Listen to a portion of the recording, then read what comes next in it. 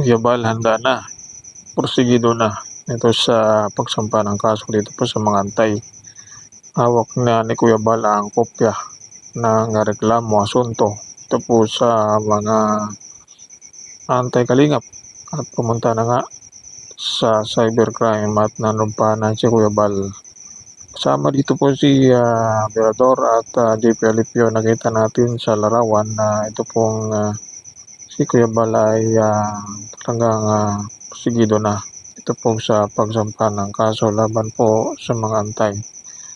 At antayin na lang natin ang resulta ng love letter na nilang tatanggapin at antayin natin ang kanilang reaksyon kung sila ba ay patuloy sa pambabalahura nito kay Kuya Bal dahil napansin at nakita na nga itong ginagawa nila.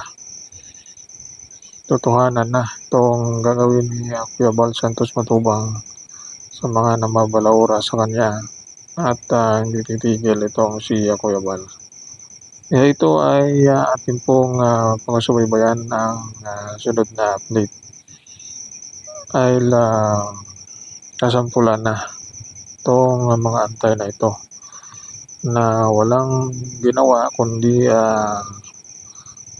pambalaurain o gawa ng kasiraan, paninira ito sa kalingap.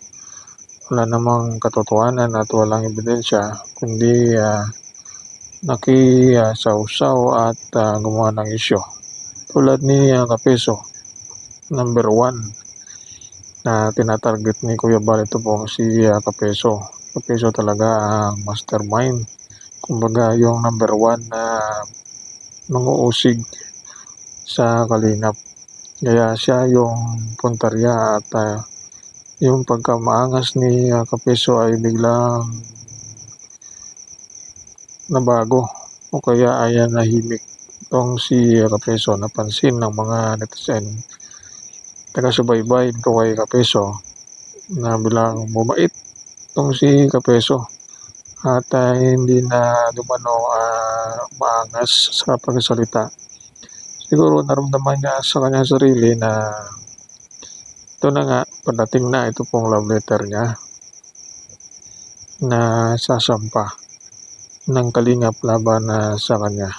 Kaya ito ang ating subaybayan, ang pagdating ng mga love letter ng mga antay na kakasuhan. Kaya dito nga sinabi rin ng Kuya Bal na ito pong nagpatulpo sa kanya na si Tikyo ay makasama rin dito sa sasampan. Ito ang ating abangan kung ano ang gaganapin ng mga antay na ito.